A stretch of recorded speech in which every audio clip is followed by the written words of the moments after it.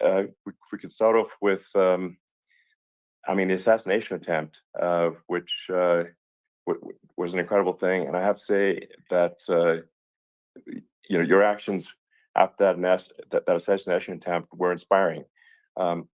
You, instead of shying away from things, instead of ducking down, you were pumping your fist in the air and saying, "Fight, fight, fight." And I think that's, I mean, the president of the United States represents America, and I think that is America. That is strength under fire, and so that's a big part of the reason why I was excited to endorse you as the president of the United States for having another term here. Is that was just incredibly inspiring. But I mean, what was it like for you? Not pleasant. I have to be honest. I said there was blood. I had more blood. I didn't know I had that much blood. The doctors later told me that the ear is a place that is a very bloody place if you're going to get hit. But in this case, it was probably the best alternative you could even think about, because it went at the right angle, and it was a hard hit. It was very, I guess you would say, surreal, but it wasn't surreal. I was telling somebody, you have instances like this, or like a lot less than this, where you feel it's a surreal situation, and I never felt that way. I knew immediately that it was a bullet. I knew immediately that it was at the ear. Yeah. And because it hit very hard, but hit the ear. And I also heard people shout, "Bullets, bullets, get down, because I moved down pretty nicely, pretty quickly. And we had bullets flying right over my head after I went down. So I'm glad I went down. The bigger miracle was that I was looking in the exact direction of the shooter. And so it hit me at an angle that was far less destructive than any other angle. So that was the miracle. That was, for those people that don't believe in God, I think we got to all start thinking about that. You have to, I'm a believer. Now I'm more of a believer, I think. And a lot of people have said that to me. A lot of great people have said that to me, actually. But it was amazing that I happened to be turned just at that perfect angle. And all because I put down a chart on immigration that showed that the numbers were so great. I love that chart even more maybe now. Maybe it's a sign. Maybe that's a sign, It's an immigration sign. You highlighted a serious issue. And at that moment, the bullet missed your, hit your ear, but missed your head. I mean, the amazing thing is that the sign, I said, bring down that sign on immigration, and it was literally about an eighth of a second where it would be good, and after that it was going to be a disaster, no matter which way you were facing. But it just had that perfect angle, which was exactly at this shooter. Very sad situation. Such a sad situation. As you know, we lost somebody that was great, Corey, who a firefighter, a great gentleman, a great trumper. He was just a fantastic family and a fantastic man. And a friend of mine came up, Elon, and said, "I'd like to give the family some kind of help." And I said, "That's great." He said, "Do you mind?" I said, "I don't mind at all." And he wrote out a check for $1 million, gave it to the wife. And, she said, "This is really nice, but I'd rather have my husband back," which is a nice thing for somebody to say, to be honest. She's great. The family is great. And we raised a lot of money for them, and for two other gentlemen are unbelievable people also. They were hit really badly. They thought they were not going to make it, and they did. The doctors in the Butler area, I tell you, they were incredible. They saved the two, and they were really hit tough, both of them, equally. And we thought, my first question was, because I heard bullets flying over me, and I said, how many people were killed? Because we had a massive crowd there, a tremendous, thousands and thousands of people, and there was no land. I mean, it was all people. So I said, how many people have been killed? Because I knew there were other shots being fired. And they said, we don't know yet, but some people have been badly hurt. And I have to give the Secret Service sniper, they call him, or sharpshooter, but sniper, because he didn't know there was a problem. He's an extraordinary shot. obviously, and he didn't know there was a problem. And he was Yeah. able to pick it all out within 5 seconds. And he used one bullet from very far away, I guess probably about 400 yards. The shooter was 130, but he was on the Yeah. he was on the opposite side of the field and the podium, and he saw the smoke and the flame from the gun, immediately recognized it, and immediately took a shot. And it was one perfect shot from very far away. And if he didn't do Yeah. that, Elon, he would have. I mean, if he would have, a lot of people, a lot more people could have been Sure. badly hurt and killed. So Yeah. I have to Absolutely. take my hat off to him, because that's also a surreal. You know, he's been with them for 23 years, and Yeah. he's never had anything like this. And all of a sudden, he has to act, and it's a very tough thing to Sure. act and to be shooting somebody. But he saw the gun, saw the smoke, saw the flame from the gun, very far away. I obviously has very good eyes. He's got very good vision, which I assume you have Yeah. to have in that particular work. But he took Absolutely. aim very quickly, and they say it was approximately 5 seconds from long range, Yeah. one bullet.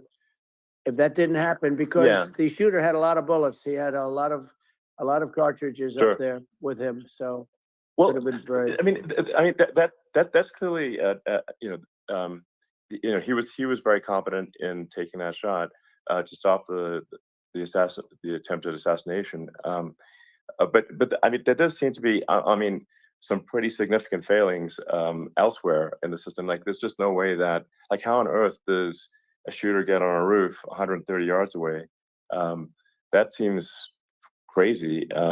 I think most people what people are wondering how on earth could such a thing happen? Well, I view it as two ways. There should have been nobody on the roof. There were people, Yeah. because there were so many tens of thousands of people there. There were people that were seeing him, and there was one woman with a red shirt and Right. Trump all over I it, saw and the video. she's screaming, "That guy's got a gun!" You saw it probably. There's a No, I guy saw up the there videos. with a I gun. mean, it's like I guess I mean, for my part, and I think probably many members of the public are wondering how the heck are you know basically people wondering by pointing out there's a guy on the roof with a gun. Yeah. And they're seeing it, but somehow it's not being addressed. That does seem Yeah, crazy. well, they're going to learn from this. The communication between the local police, who sort of had an idea, and then ultimately a man lifted himself up to the roof, could barely do it because he was pulling himself up, and Yeah. he saw the man with the gun. The man with the gun pointed the gun at him. He thought he was probably going to get shot, but he was like pulling himself up, and because of that, he couldn't get to his gun, and he fell down. Actually, very badly hurt his leg, his ankle. I hear very badly, Okay. but he fell down, and he did. From what I understand, he did say there's a guy up there with a gun, and the shooting started very quickly after that. I think it forced the shooter to go maybe quicker. He was supposed to be a very good shot. Yeah. My sons, Don and Eric, they can't believe what happened, but they said from 130 yards, a bad shot would hit that target almost every time. They said it's like in golf, Yeah. sinking a 2-foot putt. Yeah. It's not a tough No, shot. it's not a long shot. The Secret Service person had the long shot. He had triple the Yeah. distance actually. So it was a terrible thing. Look, it's hard. I have to say this about the Secret Service. When I went down, and I went down based on, I think they're screaming, but other people also, because people saw this happen. You had so many people. One of the miracles was that nobody ran. I mean, if a gun goes off, the crowd Yeah. control people showed us this. When guns go off, and it does happen in stadiums, at a soccer match or some kind of a match, everybody flees. They call it a stampede, like cattle. But everybody, and a lot of Yeah. people get killed with those stampedes. We had Sure. more people than you'd have at some of these matches or these games, and nobody left. You had a small group behind us in the grandstand, and that was full. And you look at it as it was taking place, and normally they'd be running. They didn't leave. They saw that I was hurt. They saw a lot of blood. and they saw that I went down, and it's almost like they wanted to be with me. Well, out front, you had thousands, tens of thousands of people. As far as the eye could see, you had people in Butler, as far as the eye could see, and Yeah. and a lot of press too. There were, many cameras on watching this. It's what makes it so different, because normally things happen that aren't good, but you never have a picture of it. Here we have all these cameras shooting it.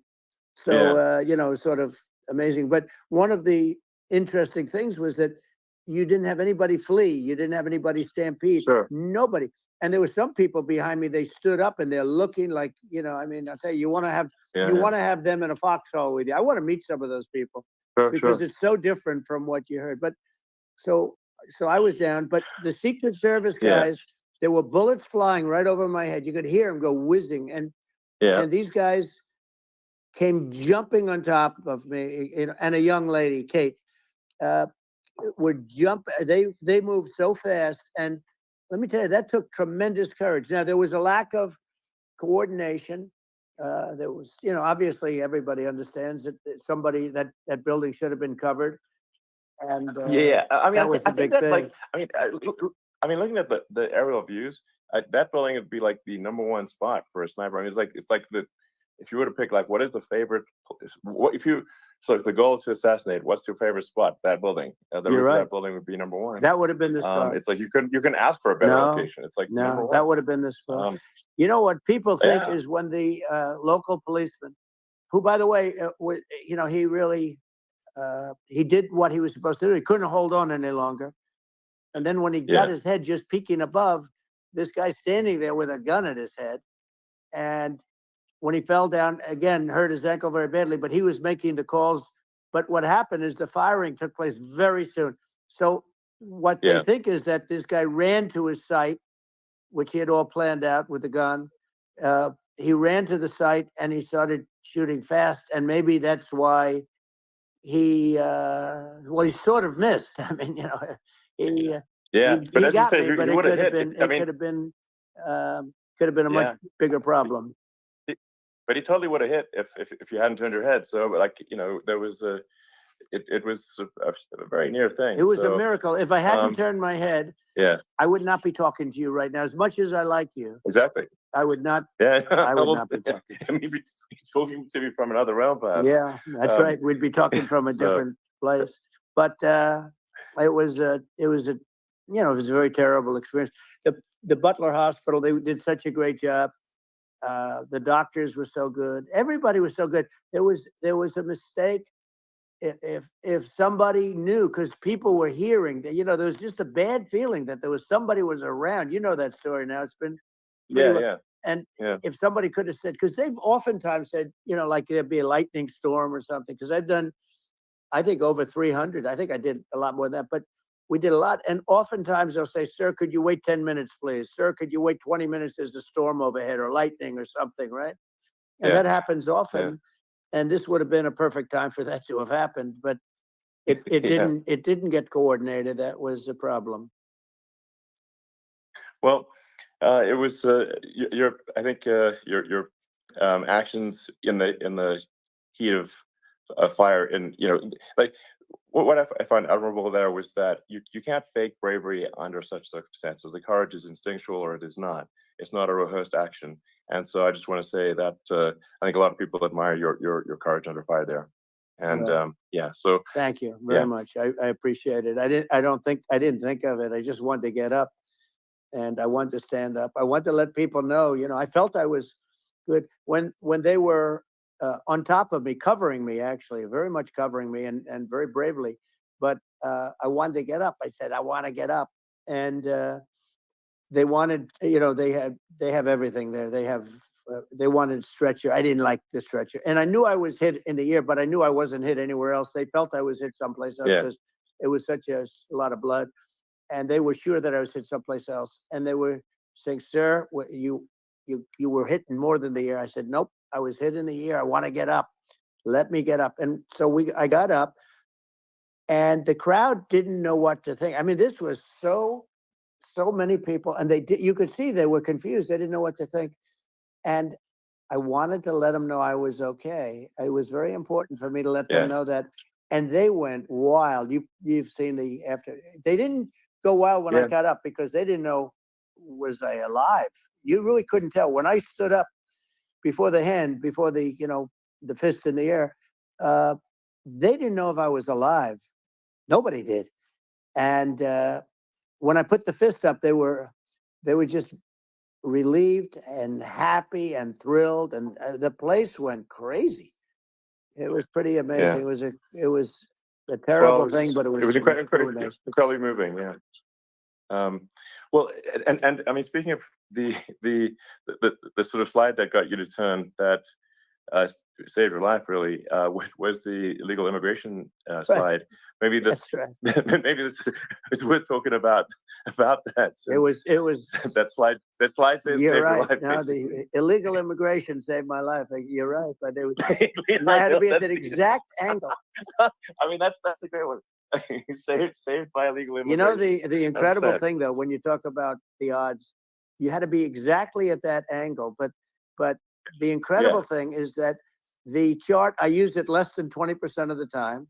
It was just a moment. yeah, It's always on my left, never my right, and it's always at the end of the speech.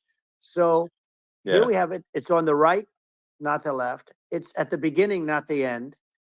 And even the people that put it up, they were unprepared, and they did a great job. They got it up immediately, fortunately. But I looked to the right, and the bullet came whizzing by, hitting my ear. So it was amazing. But when you think of the odds of that, and yeah, yeah, that normally you wouldn't use it. Normally I wouldn't have the thing, and then it would yeah, have been a very different story. It's very much. I say an act of God. It's a miracle that it happened, and I'm sure. honored by it. I'm honored by it. Well, what were you about to say about illegal immigration before you were rudely interrupted with the Well, I was bullet? going to say how good the numbers were. By the way, we're going back to Butler, and we're going to go Great. back in October. We're all set up, and the people are fantastic in Butler. It's a great area. Great. These are incredible people. Like the three that, in the case of Corey killed, and the other two, the families are. I got to know them a little bit, and the families are great. But we're going back to Butler, and I think I'll probably start by saying, as I was saying, As you were prior to saying, being so so, horribly interrupted. yeah, But yeah. So rudely interrupted by an yeah, assassination so attempt. but no, but the chart, Some people have no manners. Elon, the chart was just a chart that in my last week we had the best illegal immigration numbers, meaning stopping. Week we had the best illegal immigration numbers, meaning stopping. It was at the lowest. You've seen the chart. It's become quite a famous Yeah, chart, yeah, but that was the lowest yeah, point ever recorded. It was a really, I mean, I was very proud of those numbers. And then you see what happened with these people, Kamala and Joe. You see what happened. They just let it go. I had remain in Mexico policies. I had all these different policies that was so good. Uh, Guys like Tom Holman and Brandon Judd from Border Patrol. These are all people that they've been on television. They says the best numbers we've ever had. We had so many different checks, catch and release in Mexico, not the United. We had catch and release in the United States. We had it in Mexico. We had so many things. We had things where if many people come in there, they have contagious diseases.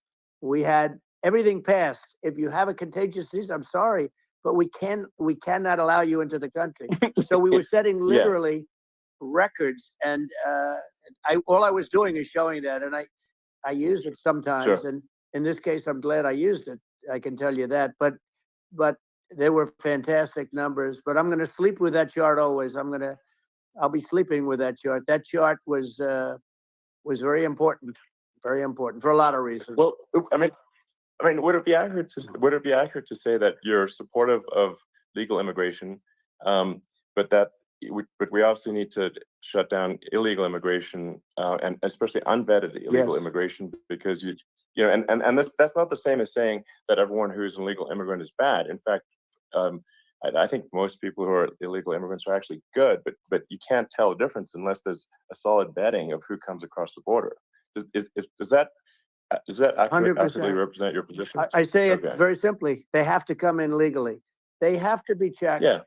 Because look, Kamala was the border czar. Now she's denying it. Everything that I do, she's Yeah. saying she was strong on the border. We're going to be strong. Well, she doesn't have to say it. She could close it up right now. They could do things right now. It's horrible. No tax on tips, and all of a sudden she's making a speech and there will be no tax on tips. I said that months ago.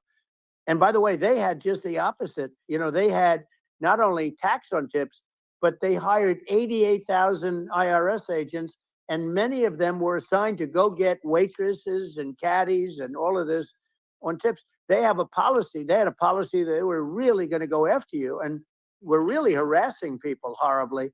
And then all of a sudden, for politics, she says, you know, she comes out with what I said, which I think is terrible. And I think it's also hitting them very hard. These people are fake. Now they're also saying they did a good job in the border. We had the worst numbers in the history of the world, not of our country. There's never been a country in history that has had a catastrophe like this. We've had, I believe, and I think you believe this too, you know, you hear 12 million, 13.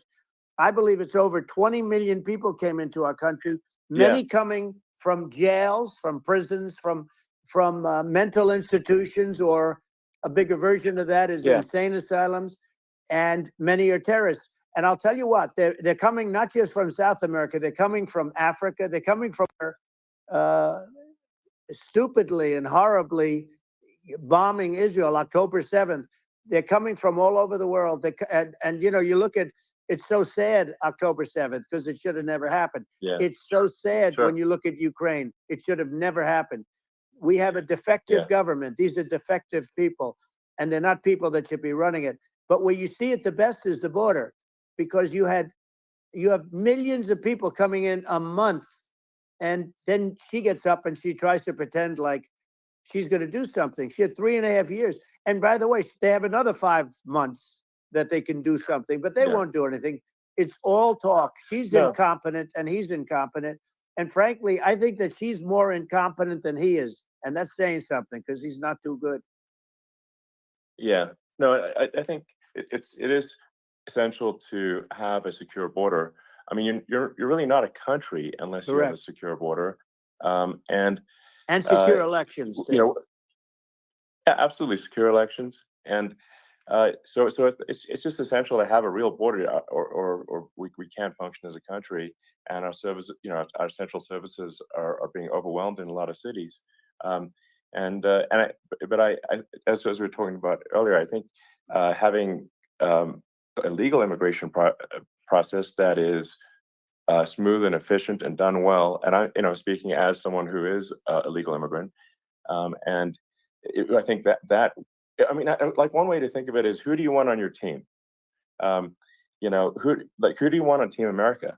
And I think we want to just say, okay, we want to let in people who are gonna, you know, be great contributors to our society and to our economy, and you know, and who do you want on the team? And it's not to say that, like, in my opinion, actually, I'd say, like, probably most of the illegal immigrants actually are actually good, hardworking people. That's my opinion.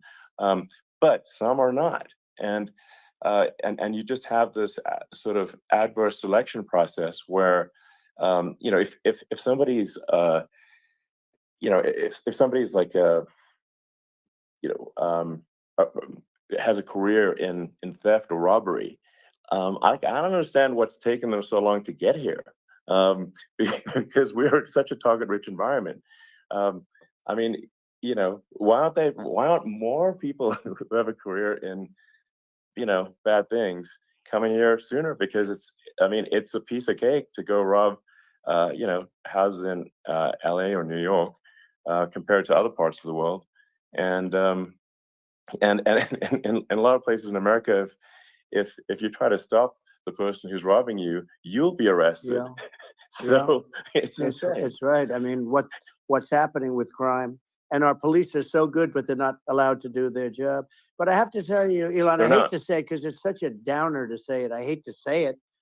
I hate it. But you have a lot of people that just shouldn't be. I think it's a much bigger number than you think. They're allowing, again, they're allowing people from their jails. And if you were running one of these countries where they're coming from, you would have had all of them. As an example, Venezuela, their crime is down 72%. They're taking their drug dealers. They're taking, frankly, their prisoners. They're emptying out their prisons. They're taking their criminals, their murderers, their rapists, and they're delivering them into. But that's what Castro did. Yeah, well, he did on a much smaller scale. Yeah. It was a much smaller scale. But this is a massive scale because this is being done worldwide. But here's what's happening: crime all over the world is down. And wait till you see the numbers that we have. This is migrant crime. This is crime that's going to be. Yeah. And I saw it today in New York where somebody was knifed with raped the girlfriend of a man that stood there watching in New York in one of the shelters and started pulling out the knives, and bad things happened today. But this is happening every day. These are rough people. These are people that are in jail for murder and all sorts of things. And they're releasing them into our country. And they're telling them, if you come back, we're going to kill you. We're going to give you the death penalty or kill you. So they don't want to come back. But these are rough people. Yeah. These are criminals that make our criminals look like nice people. And it's horrible what they're doing. And she's in charge of it because, now she's trying to say she had nothing to do with it. And she's such a liar because she was called the border czar the first day. And it was on the headlines of every newspaper. She's the border czar. And she never even went there. She went to one location, which had nothing to do with where the problem is. She went in and out, I guess, because she was getting a lot of pressure, but had nothing to do with the problem is. But she was the border czar, and people can't allow them to get away with their disinformation campaign. Now she's trying to say that she wasn't really involved, and the whole thing is horrible. She was totally in charge. She could have shut the border down without him. He didn't know what he was doing anyway, so he wouldn't have even known what happened. You could shut the border down. He wouldn't even know the difference. But the fact is that she was border czar. But if you don't have to call her that, the fact is you could just call her. She was in charge of the border, and the border was the worst ever. It's simply not working. No, it's horrible. Whether it's a question of intention or competence, either way, we don't have a secure border, and we have people streaming over like it looks like a World War Z zombie apocalypse at times. And sometimes you got to sort of wonder, like, is it real or not? So because you see things, you're like, is it real? So I went to the border at Eagle Pass, and I saw for myself in Texas, and I was like, okay, it's real. I'm like seeing this in real time. I actually posted the video like just live. I just flew there one day and just to see, hey, is this made up or real? And I'm just seeing people stream across the border, and I have to say, at least the people that I saw did not look friendly. These are people can look at my video and say, hey, these people look friendly. They don't look super friendly. So these are people that Elon would not be the same man if he had to walk across the street and look these people in the eye. These are rough people. These are really rough people coming across. And I know rough people. And these are people that we don't want in our country. And, the caravans are coming in, and they're putting, and who's doing this are the heads of the countries. And you would be doing it, and so would I. And everyone would say, oh, what a terrible thing to say. The fact is, it's brilliant for them because they're taking all of their bad people, really bad people. And I hate to say this, the reason the numbers are much bigger than you would think is they're also taking their non-productive people. Now, these aren't people that will kill you. We have enough of them. But these are people that are non-productive. They are just not productive. I mean, for whatever reason, they're not workers or they don't want to work or whatever. And these countries are getting rid of non-productive people in the caravans in many cases. And they're also getting rid of their murderers and their drug dealers and the people that are really brutal people. And they're coming into our country at levels that have never been seen before. And I saw an ad just before I got on the air. I'm walking over here, and I saw an ad by Kamala saying how she is going to provide border security. Where has she been for 3.5 years? For 3.5 years, we have 20 million people for it. It's a terrible thing. I think this, frankly, I think this is a fundamental existential issue for the United States. And if we have another 4 more years of open borders, and it's going to be even worse with another 4 more years, it's going to be even worse than it's been for the past 3.5 years. I'm not sure we've got a country. You don't have a country left. Elon, if they get in, you will have 50 to 60 million people from all over the world, not South America only. You know, we think of South America, we think of Honduras and El Salvador, Guatemala, and Mexico, you know, the four. But it's not that. It's everywhere. They're coming in from Yeah, everywhere. And I had to stay in yeah, I think Mexico. this is a super important Yeah. point. Like people, it's like basically when I went down there, I was like, well, where are people from? It's like almost no one was from Mexico. To No, be clear. Mexico less. It's just less it's just of the border. It's just the border with Mexico. But the people coming in, it's Earth, the rest of Earth, and America is only about 4 or 5% of the population of Earth. It would only take a few percent of the rest of Earth to overwhelm everything in the We're US. already So overwhelmed, Elon. We're overwhelmed. You had to see the news tonight about New York, and I love that place. And what they're doing to it is horrible. What they're doing to it, and all the courts do is they yeah, try and focus on Trump. Okay, then let's focus on Trump, who did nothing wrong. I complain about a rigged election. Elon, what's happened is unbelievable. You have from Africa. From the Congo, they're coming from the Congo, and 22 people came in from the Congo recently, and they're murderers, and they're dropped. They drop them. They take them out of jails, which is very expensive, you know, to maintain the jails. Although they don't do too much maintaining, I can tell you. But they take them out of jails, prisons. They take them out, and they bring them to the United States. They deposit them in the United States and say, "Don't ever come back, or you're going to be executed." And they don't want to come back. But they won't come back. sure. But they're coming from Africa. They're coming from Asia. They're coming from the Middle East. They're coming from South America. Just They're Earth, coming from rest of Earth, everywhere. basically. And there are a lot of Yeah, really everywhere on bad Earth. ones. It's just an everywhere on Earth thing, and it's just not possible for the United States to absorb everyone from Earth, or even a few percent of the rest of Earth. It's just not possible. Well, So Elon, we're going to have just yeah. to finish this up. We're going to have the largest deportation in history of this country, and we have no choice. Otherwise, we're going to have a country. What they've done to our country. Think of it, with in Venezuela and in some of these other countries, crime is down 50, 60, 70, 80%. And you would be the same. You would have. Yeah. I'll tell you what. Venezuela has not gotten rid of all of them. They've gotten rid of about 70% of their really bad people. Their jails are about 50% put into the United States. The same with other countries. Sure. Some are at 30%, some are at 50%. They're all different.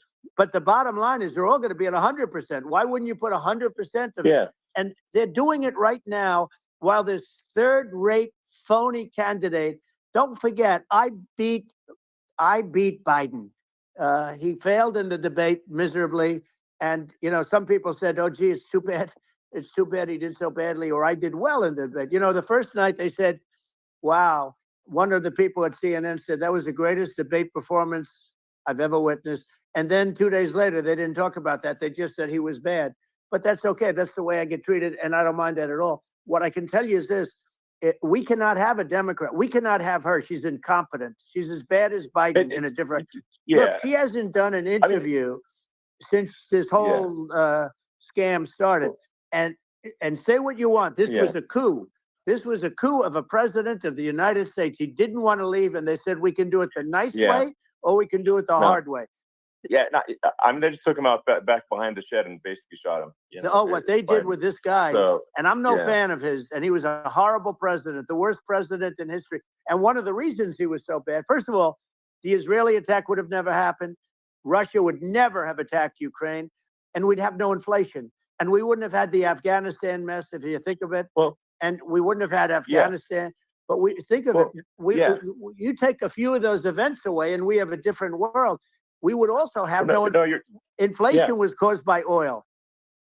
Yeah, no. I think you make an excellent point here, which is that when other countries can, that are thinking about invading or doing bad things, when they're thinking about that, they're thinking about, okay, what's the American president going to do? And do they fear the American president, or is there someone they do not respect and do not fear? And I think they would rightfully be. I mean, look at that the footage of the assassination. They're like, okay, President Trump is like, don't mess with me. I mean, like, whereas I think people are not going to be, and they obviously have not been at all intimidated by Biden, and they certainly will not be intimidated by Kamala. And you have to really think of that in the context of global security.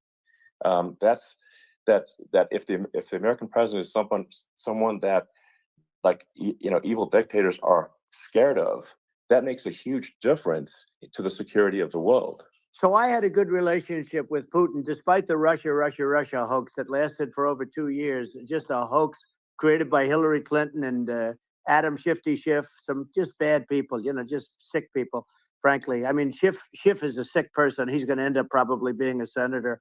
It's hard to believe. The whole thing is hard to believe. But, they put our country in danger with that stuff, too. They actually, when they make up stories, and you have to fight your way out of it for a long time. But I know Putin very well. I got along with him very well. He respected me, and it's just one of those things. And we would talk a lot about Ukraine. It was the apple of his eye.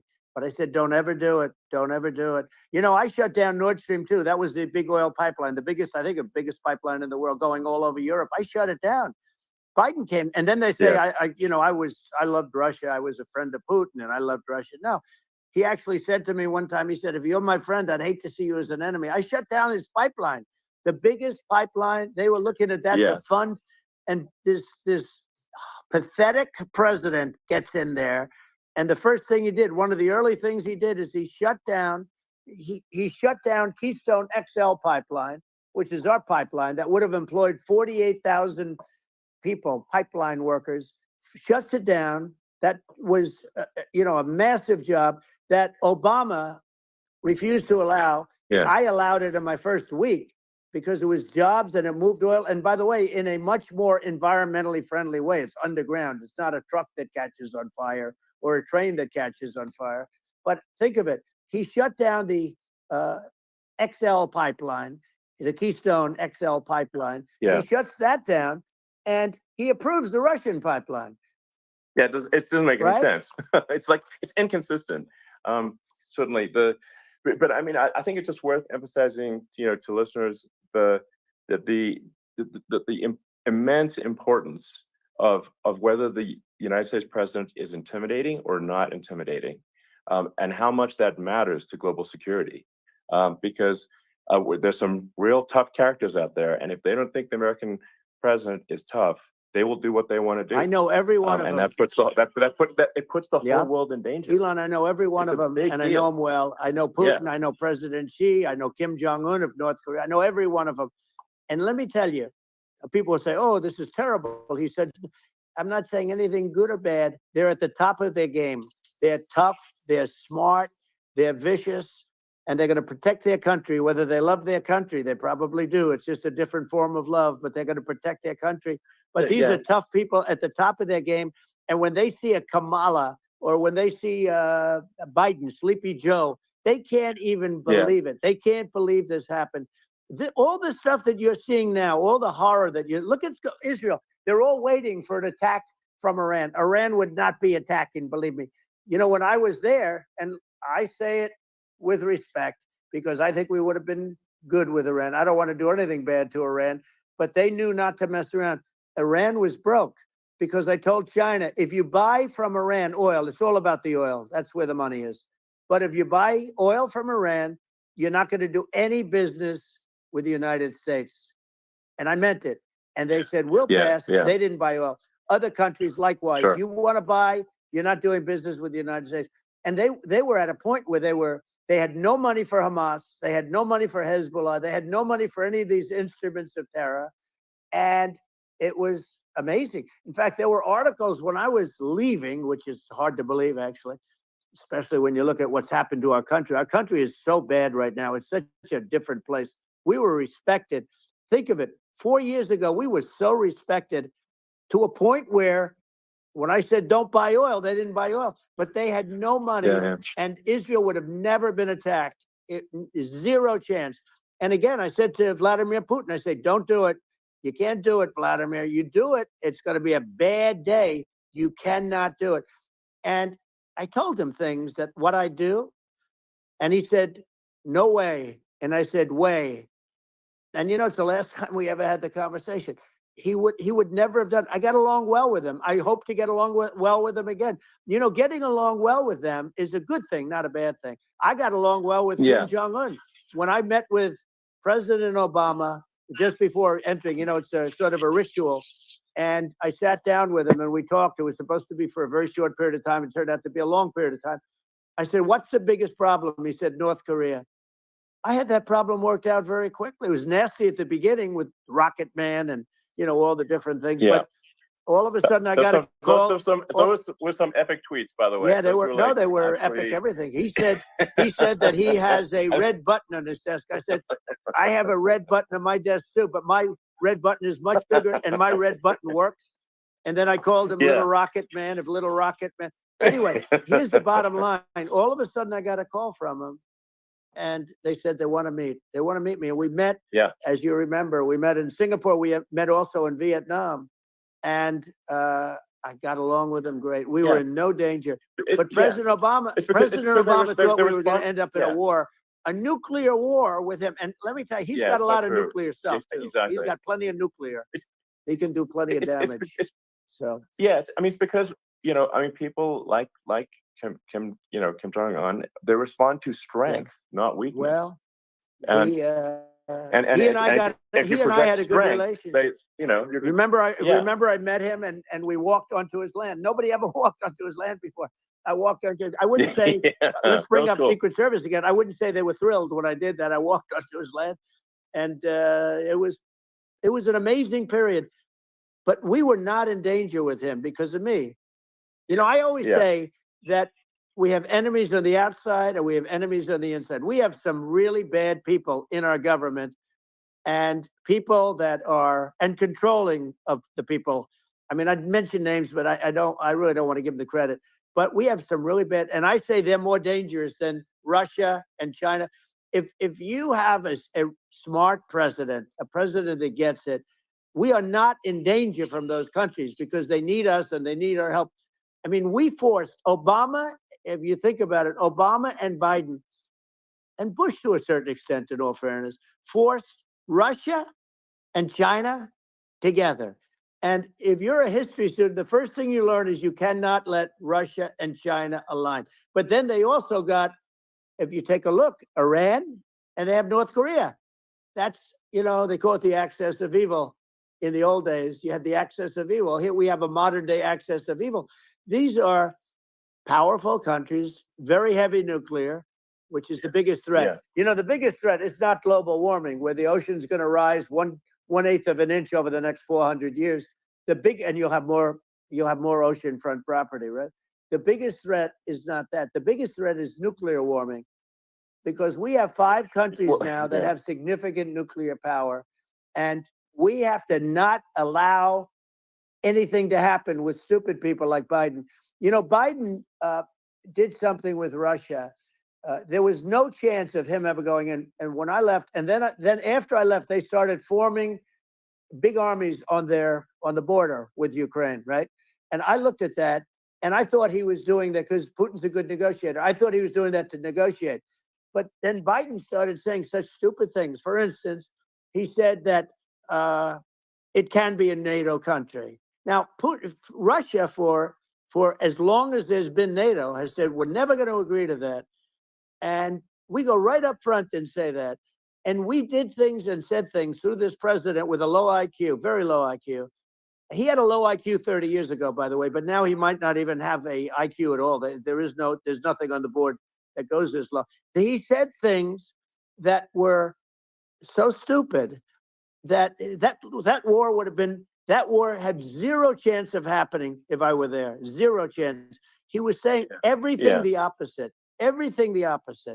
And it's so sad because many more people have been killed in Ukraine than you read about. You don't read about how bloody it is and how disastrous. Sure. Hey, look, just in the 2 armies, you lost 500,000 people. And Ukraine's having a hard time. Ukraine, I don't know if you saw the article recently, and it's true. You don't hear the true story. But if you think about it, Russia's gone, Russia defeated Germany with us, and they defeated Napoleon. They've been around a long time. They're a big fighting force. Yeah. And it's very unfair. And Ukraine now doesn't have enough men. they're now using young men and very old men to fight. And we're in a very bad position. And I'm not going to blame exclusively, but I can tell you I could have stopped that. And a smart president could have stopped that. It wouldn't have happened. But we had a man that actually made it more prevalent. It was so bad. The words that he was using, the stupid threats coming from a stupid face that he was using. I said, this guy's going to cause us a war. He's going to cause us. And let me tell you, it can lead to World War III. That can lead to World War III. The Middle East can lead to. We have numerous places that could end up in a World War III right now for no reason whatsoever. No, I think you're right. I think people underrate the risk of World War III, and it's just when you're looking at the risk of global thermonuclear warfare, it's game over for humanity, and it's something that people have, I think, after the end of the Cold War, people have become complacent about, but they actually have forgotten that there are currently a lot of nuclear missiles that have targeting parameters for the United States from 100%. Other countries. And one of the things we're going to do is we're going to build an Iron Dome over us. Israel has it. We're going to have the best Iron Dome in the world. We need it, and we're going to make it all in the United States. But we're going to have protection, because it just takes one maniac to start something. We're going to have protection, and we're going to have. Why shouldn't we have an Iron Dome? Israel has one.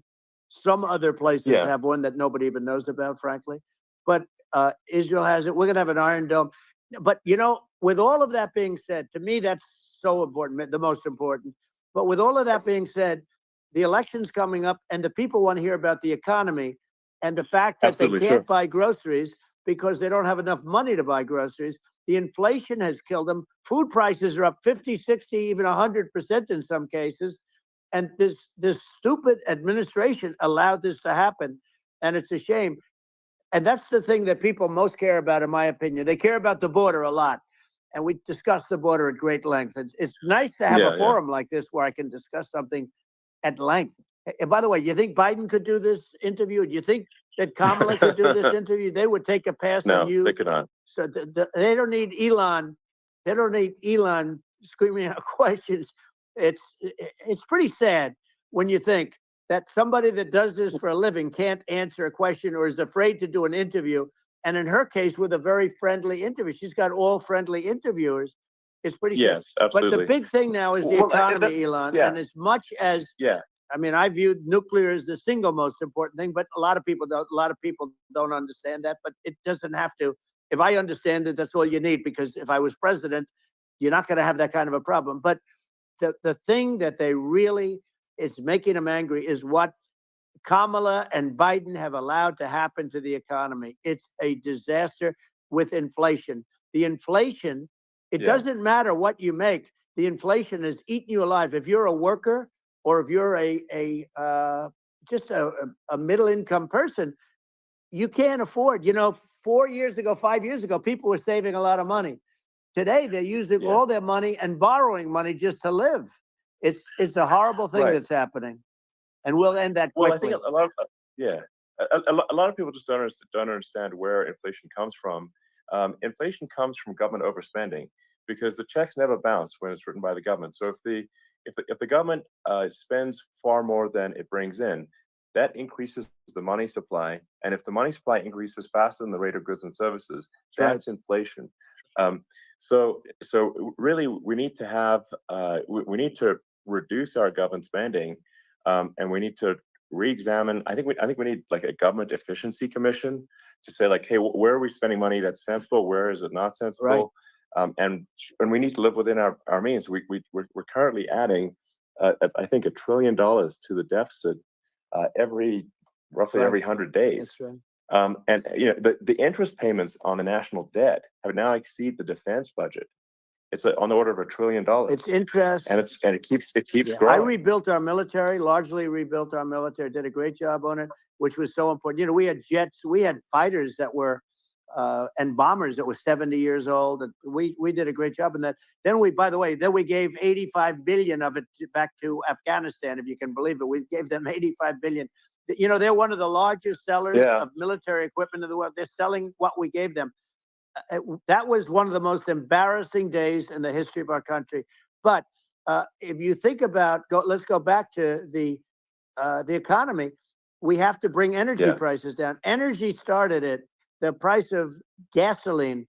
Now your cars don't require too much gasoline, so you have a good, and you do make a great product. I have to say, I have to be honest with you. Thank That you. doesn't mean everybody should have an electric car, but these are minor details. But your product is incredible.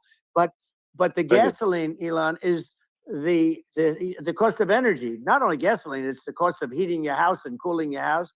That has Sure. to come down.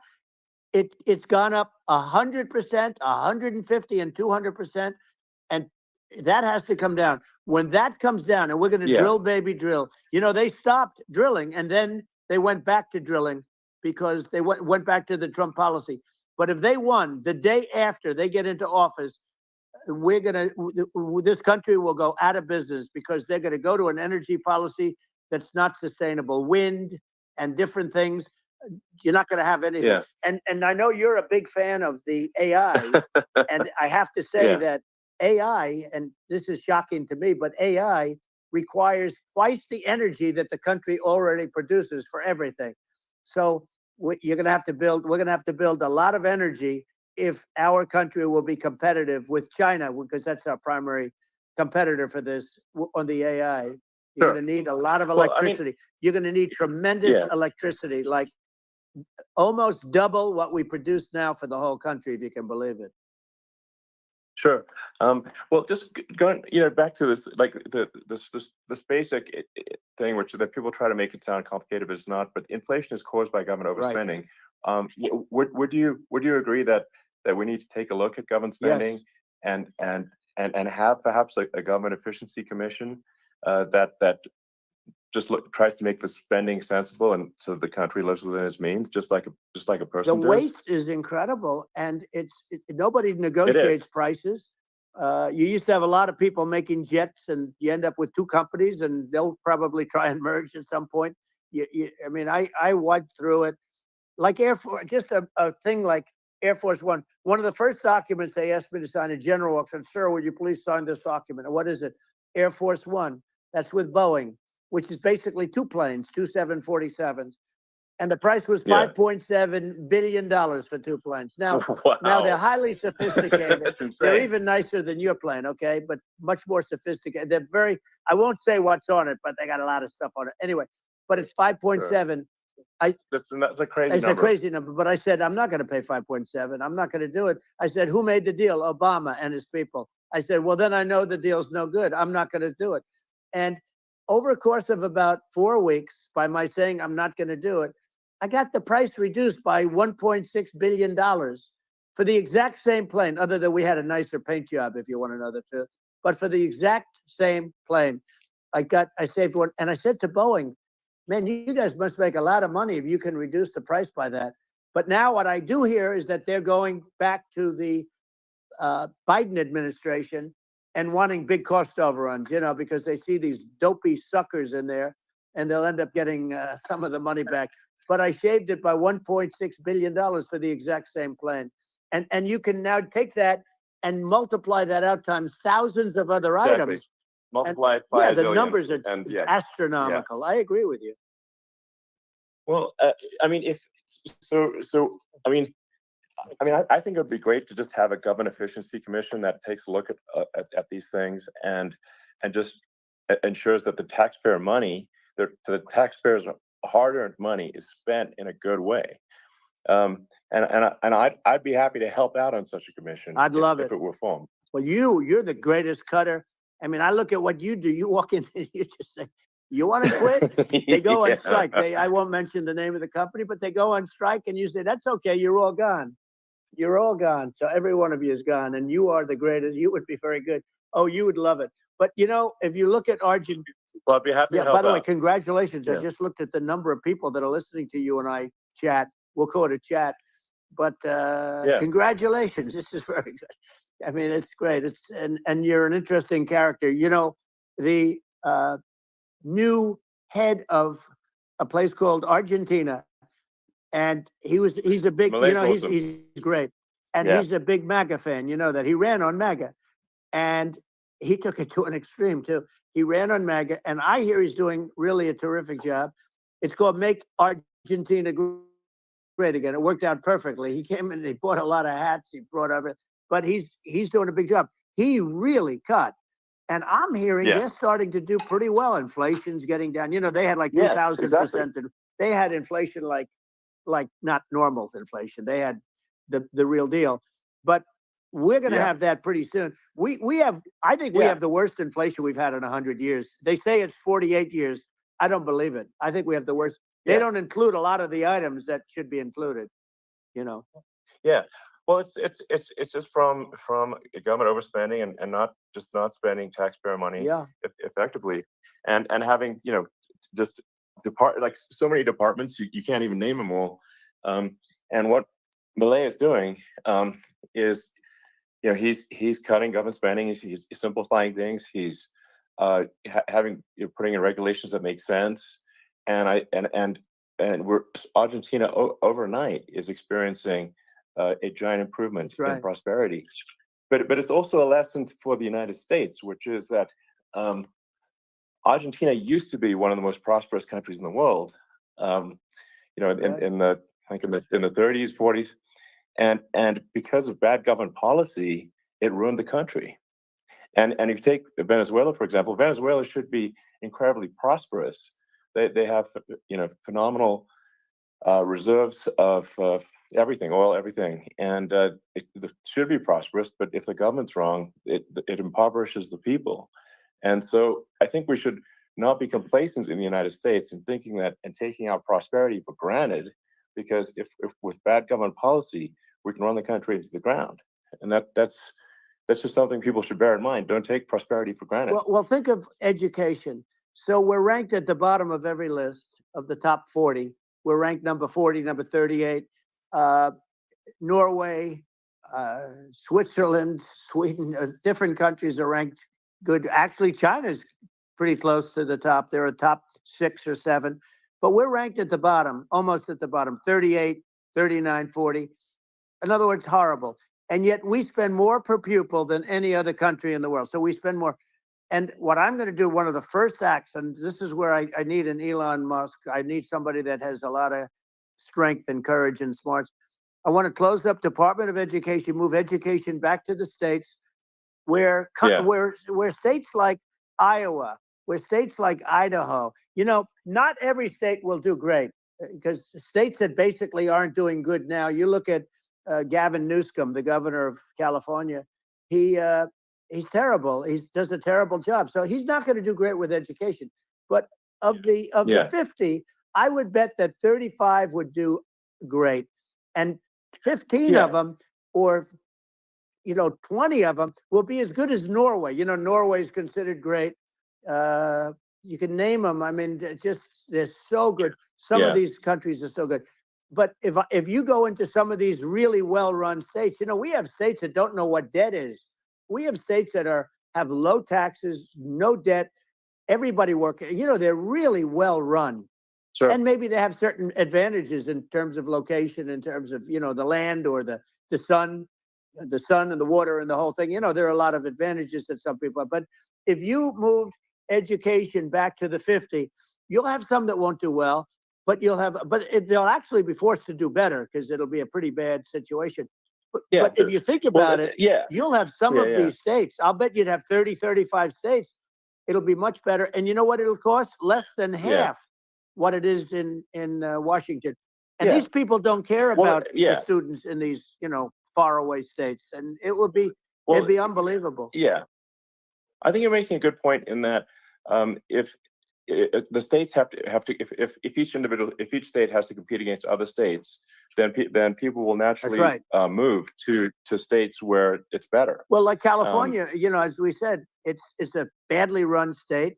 I could go through. I got so many friends that are in those states, even if they're Democrats. I hate to mention certain states, but Illinois is badly run with Pritzker. He's a real loser.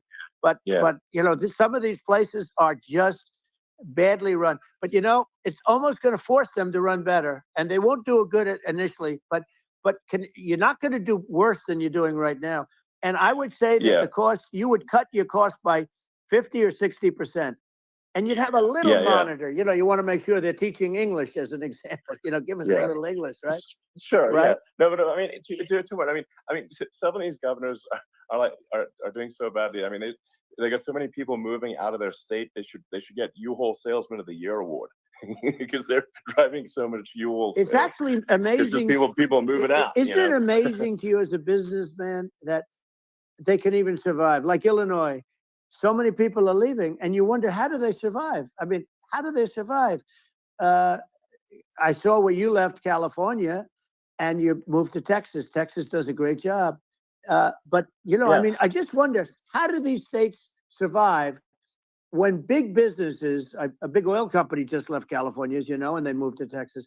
How do these big states survive when they lose so many businesses and their taxes are already really high? The taxes are among the highest yeah. taxes. You almost wonder, how do they continue on? And in many cases, the governors don't do a good job in their crime-ridden places. You wonder, how do they continue to just go on? It's Well, not a good I think there's. situation. I think the only thing that's going to force some of these states to change is if they risk bankruptcy and they're not getting bailed out by the federal Right, government. right. Well, That's you're the going to only thing have that's going to that. get them to change. You remember the Yeah, area in California where they had that, where I guess somebody had sticky fingers and they stole a lot of money, and they went into a form of chapter, and it was very yeah, nasty yeah. for a period of time. But now it's probably the most popular place in all of California. So at some point, something like that may have to happen.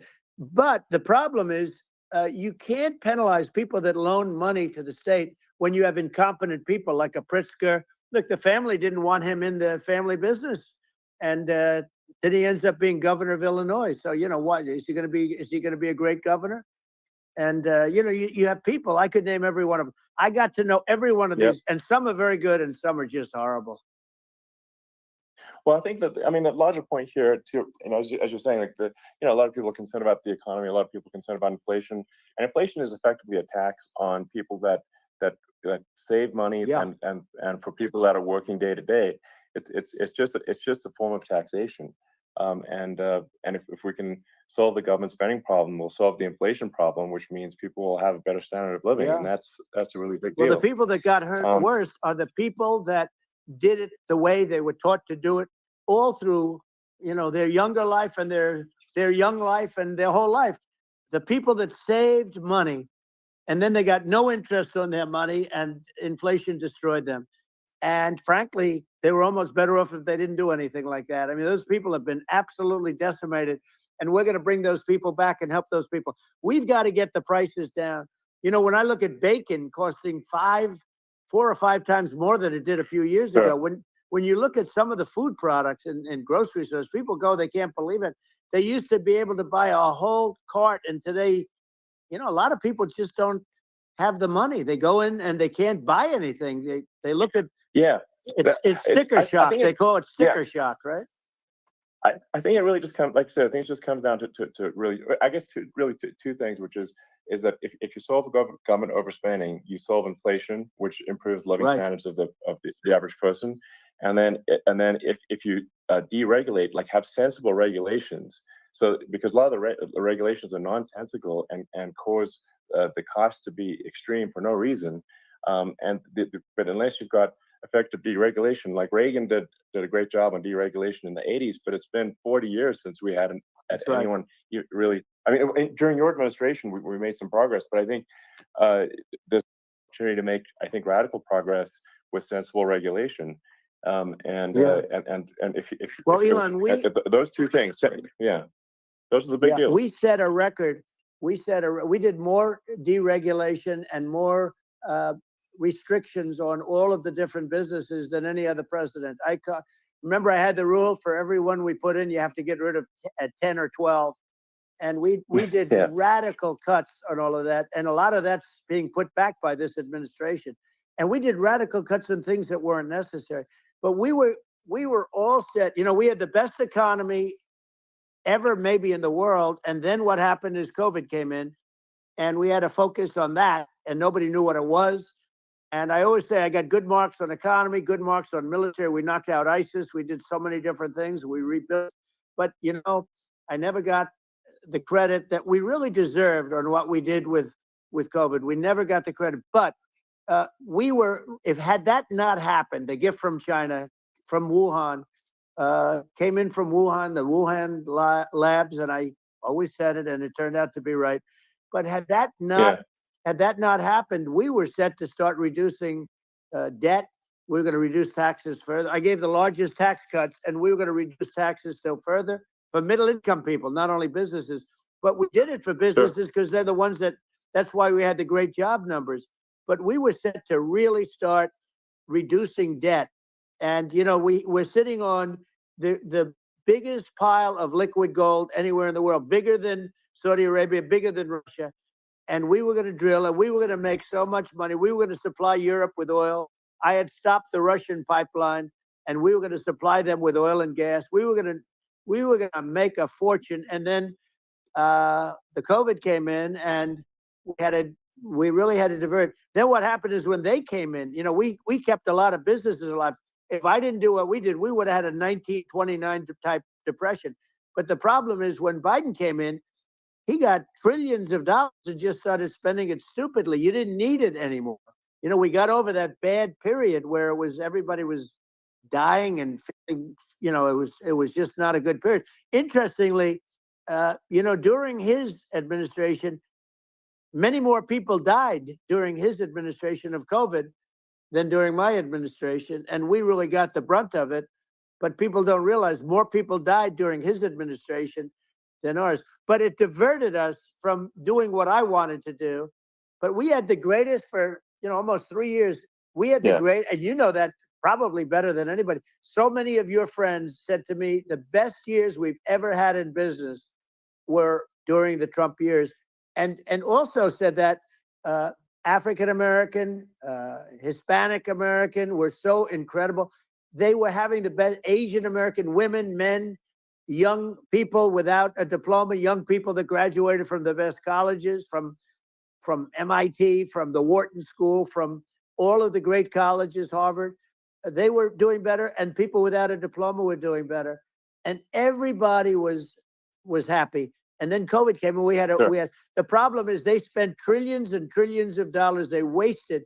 They shouldn't have taken any money, and we wouldn't be having inflation right now, which is killing our country.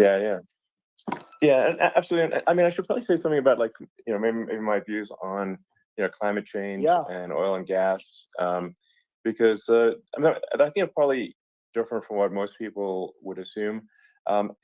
Because my views are actually pretty, I think, moderate in this regard, which is that I don't think we should vilify the oil and gas industry and the people that have worked very hard in those industries to provide the necessary energy to support the economy. And if we were to stop using oil and gas right now, we would all be starving, and the economy would collapse. So it's I don't think it's right to sort of vilify the oil and gas industry, and the world has a certain demand for oil and gas, and it's probably better if the United States provides that than some other countries. Sure. And it would help with prosperity in the U.S. And at the same time, obviously, my view is like we do over time want to move to a sustainable energy economy, because eventually you do run out of. You run out of oil and gas. It's not there. It's not infinite. And there is some risk. I think the risk is not as high as a lot of people say it is with respect to global warming. But I think if you just keep increasing the parts per million in the atmosphere long enough, eventually it actually simply gets uncomfortable to breathe. People don't realize this. If you go past 1,000 parts per million of CO2, you start getting headaches and nausea. And so we're now in the sort of 400 range. We're adding, I think, about roughly 2 parts per million per year. So it still gives us. So what it means is like we still have quite a bit of time, but so there's not like we don't need to rush, and we don't need to stop farmers from farming or prevent people from having steaks or basic stuff like that. Like you can leave the farmers alone. I agree. How crazy is that? Where you have farmers that are not allowed to farm anymore and have to get rid of their cattle, and the whole world is a little crazy. But it's largely taken its lead from us. I do say though, I've heard in terms of the fossil fuel, because even to create your electric car and create the electricity needed for the electric car, fossil fuel is what really creates that at the generating plants. And, so you sort of can't get away from it at this moment. I mean, someday you might be able to, but I do hear we have anywhere from 100 to 500 years left. Much of it hasn't even been found yet. Yeah. But there are tremendous, like Anwar. I got Anwar in Alaska approved. Ronald Reagan couldn't do it. Nobody could do it. Everybody tried. Nobody could do it. I got it approved. The first thing that Biden did was unimprove it, to get rid of it. He ended it. His secretary went in and she ended it. And what a disgrace. That's Anwar. That's bigger, or they think it could be bigger than Saudi Arabia in Alaska. Could be bigger than Saudi Arabia. But they went in and they terminated it. And I'll get it going very quickly, because not only is it big for Alaska, I mean, you talk about economic development, that for the United States, I mean, that is, they say bigger than Saudi Arabia or the same size, and pure, really good stuff. And, they end it. So I think we have, perhaps hundreds of years left. Nobody really knows. But during that time, something will come around that will be very good. Yeah. Well, I mean, and my estimate would be, a little more aggressive than that. But it's not the sort of like we're all going to die in 5 years stuff. That's obviously BS. But I mean, my view is, like, if you just look at sort of the parts per million that increments every year, you get sort of 2 or 3 parts per million every year of CO2. I mean, I think some of that it's problematic if it accelerates, if you start going from 2 or 3 to say 5, and then there may be some situations where you get just a step change increase in the CO2. And I think we don't want to get too close to 1,000 ppm, because like that's actually makes it uncomfortable to breathe. Like just existing in 1,000 ppm CO2 is uncomfortable. That's like that's considered like an industrial hazard, right? Just so it's that's actually start getting headaches and stuff. So it's even without global warming, it's not comfortable to live. So you don't want to get too close to that. But I mean, I think we've got. I think we want to just move over, and like, and if I don't know, 50 to 100 years from now, we're I don't know, mostly sustainable. I think that'll probably be okay. So it's not like the house is on fire immediately, but I think it is something we need to move towards. And on balance, it's probably better to move there faster than slower. But like I said, without vilifying the oil and gas industry, and without causing hardship in the short term, I think this can be done. Without but people can still have a stake, and they can still drive gasoline cars, and it's okay. It's like, it's not. I don't think we should vilify people for it, but I think we should just generally lean in the direction of sustainability. And I actually think solar is going to be a majority of Earth's energy generation in the future, and it's certainly trending that way. And so you get the solar power, combine that with batteries, so because obviously the sun doesn't shine at night, and then you use that to charge the electric cars, and you have a long-term sustainable solution. And that's what Tesla's trying to move things towards, and I think we've made a lot of progress in that regard. But when you look at our cars, we don't believe that environmentalism, that caring about the environment should mean that you have to suffer. So we make sure that our cars are beautiful, that they drive well, that they're fast, they're sexy. I mean, they're cool. In fact, literally, I mean, the sexy joke, Model S, Model 3, Model X, and Y spells out sexy. It's probably the most expensive joke out there. But I don't know, I like cheesy humor, So, but I'm a big fan of, like, let's have an inspiring future, and let's work towards a better future, and we can do so without demonizing people. Right. I'm okay. It's very interesting. You use the word global warming, and today they use the word climate change, because you have some places that go up, and so they were getting themselves in a little trouble with the word global warming, because not every place is warming. Some places are going the opposite direction. But I'm sort of waiting for you to come up with solar panels on the roofs of your cars and on the trunks of the cars. And it just seems like something that at some point you will come up with. I'm sure you'll be the first. But it would seem that a solar panel on the roofs, on flat surfaces, on certain surfaces might be good. Yeah. At least in certain areas of the country where you have the world. Sure. Where you have the sun. But I would think, and I have no idea because that's not my world, but I would think that this would be something that would be interesting. But the one thing that I don't understand is that people talk about global warming or they talk about climate change, but they never talk about nuclear warming. And to me, Sure. that's an immediate problem because you have, as I said, 5 countries where you have major nuclear and probably some others are getting there, and that's very dangerous. That's where you need a strong American president because you don't want to have this proliferation. But you have 5 countries and getting more. China is much less than us right now, but they're going to catch us sooner than people think. They're way lower. Russia and us are number 1, and I mean, we're sort of tied. And China is far behind, but they're developing at a level that you're not surprised to hear very fast. They'll end up catching up, maybe even surpassing. But to me, the biggest problem is not climate change. It's not, and everything's a problem, but it's degrees. To me, the big problem is the nuclear power. The power of nuclear is so great. And when I talk about I'll prevent World War III, I will. But the truth is that you have to, because this is no longer army tanks going back and forth and shooting at each other. This is a level of destruction and power that nobody's ever seen before. Yeah, and actually, there's the bad side of nuclear, which is a nuclear war, very bad side. But there's also, I think, nuclear electricity generation is underrated. You're right. And it's actually, people have this fear of nuclear electricity generation, but it's actually one of the safest forms of electricity generation. It's just a huge misunderstanding. And if you look at the injuries and deaths, caused by, say, I mean, I'm not going to try to pick on coal mining, but just any kind of mining operation. Right. And there's a certain number of injuries and deaths per year. And you compare that to nuclear. Nuclear is actually way better. So it's underrated as an electricity source, and I think it's something that's worth reconsidering. But there's so much regulation that people can't get it done.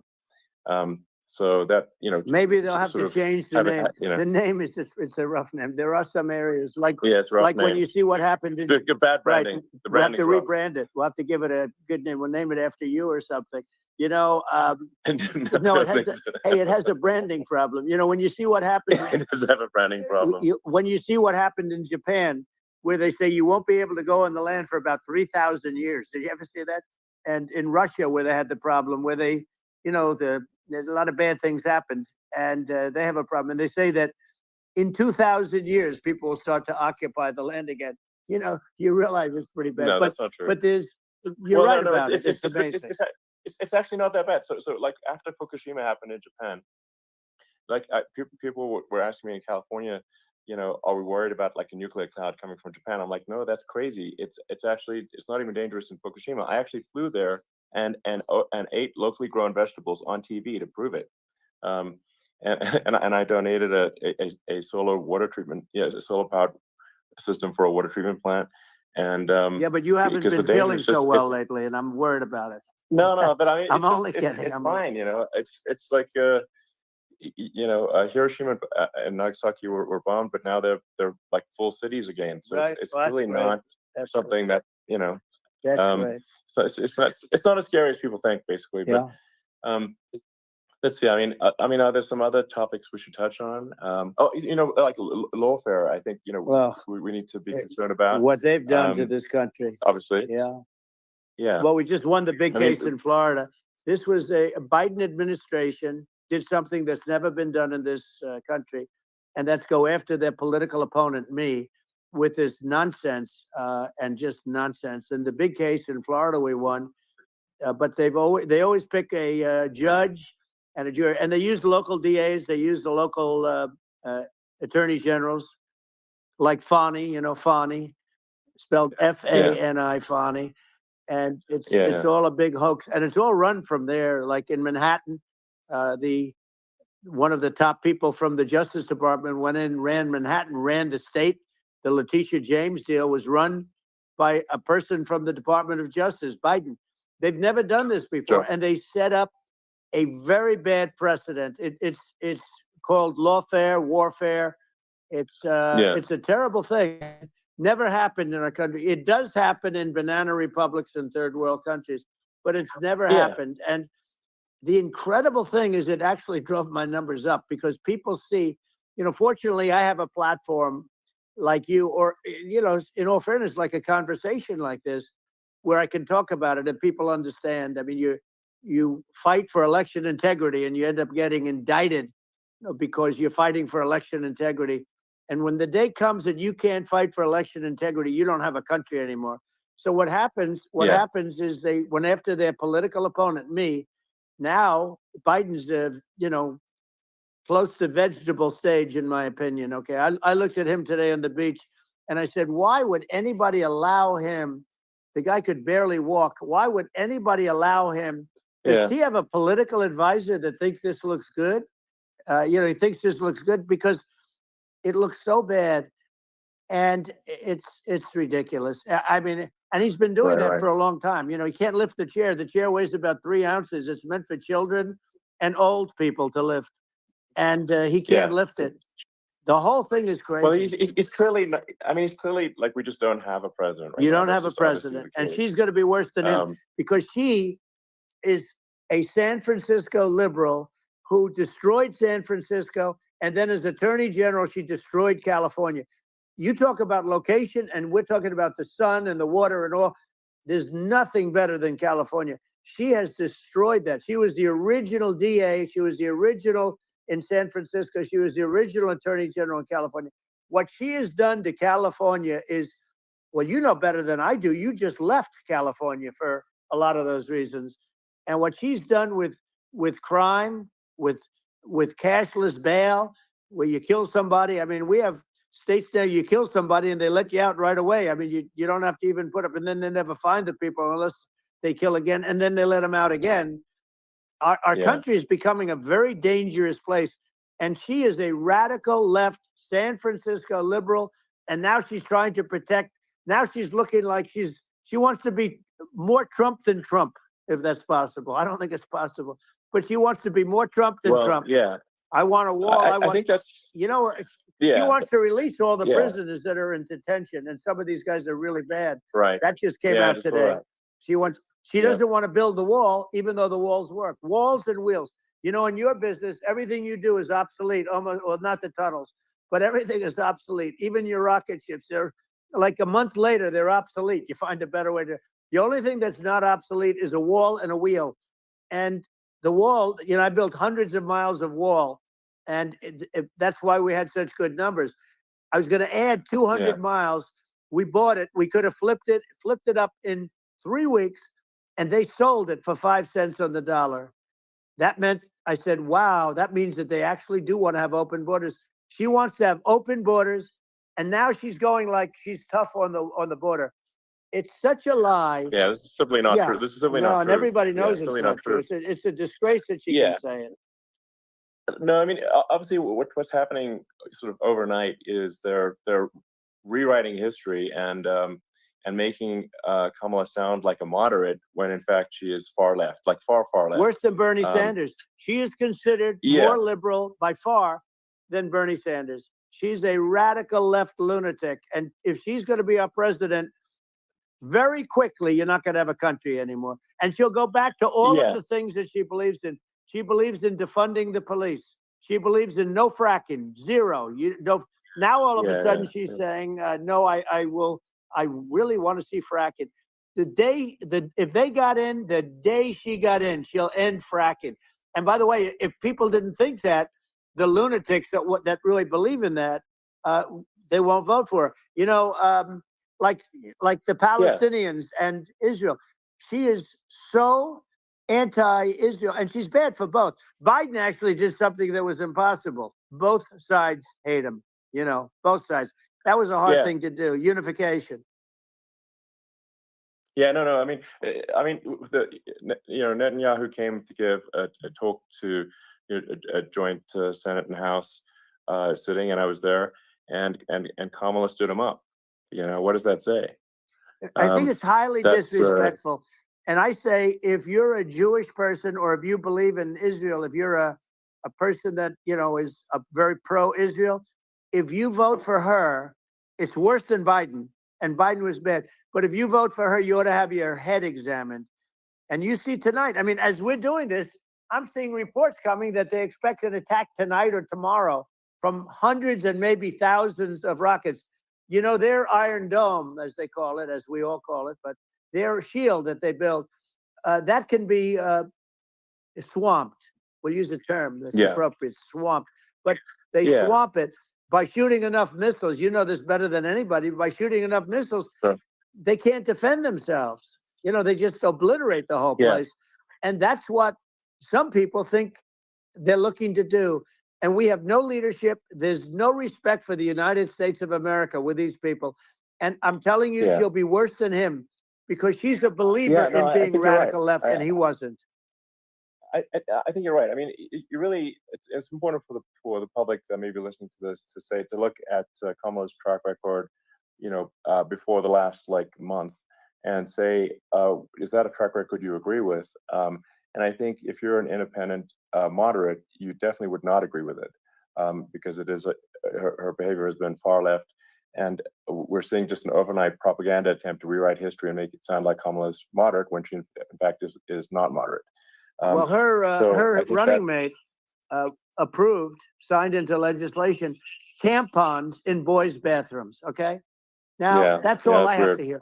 Tampons in boys' bathrooms, and that means she believes in that too. I mean, she picked this guy because he was the closest to her. A lot of people thought she'd pick sort of the opposite, but she picked an anti-Israel radical left person. But she is far worse, they say, than Bernie Sanders.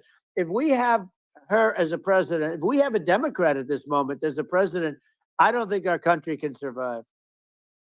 I think it's a massive. I think we're in massive trouble, frankly, with the Kamala administration, and that's my honest opinion. And I think really it's essential that you win for the good of the country for this election, and I mean that's understating my opinion. Now, you may have seen this, but I got a letter from the EU Commission, saying, to not have disinformation on during this discussion that we're having, and there's a lot of attempts to do censorship and to force censorship even on Americans from other countries, and what do you think about that? Well, I know the European Union very well. They take great advantage of the United States in trade, as you know. We, through a different forum, NATO, we protect them. And yet, if you build a car in the United States, you can't sell it in Europe. You just can't sell it. It's impossible. The same thing with our farmers. Our farmers find it very difficult to do business. We have a deficit with them of $250 billion, which people don't know. It sounds so nice, the European Union, but let me tell you, they're not as tough as China, but they're bad. And I let them know it.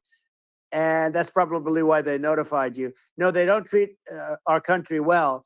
We defend them, with Ukraine. So we're in for 250 billion, and they're in for about 71 billion, and they have the same size. If you add up the European nations that, in terms of an economy, it's about the same size, when you say, as us. And they're in, and they're in much greater risk. They're right there. We have an ocean separating us from, in this case, the enemy would be Russia. It used to be for the Soviet Union, but let's assume they're close enough. And what happens is they're in for 70-something million. I think even less than that, billion. And we're in for about 250 billion, and it could be a lot higher than that. And I say, why aren't you going to equalize? Why aren't they paying what we're paying? And they're in much more, it's much more important for them because of the fact that, they're right near there. I mean, they're all sort of in that location. We're not.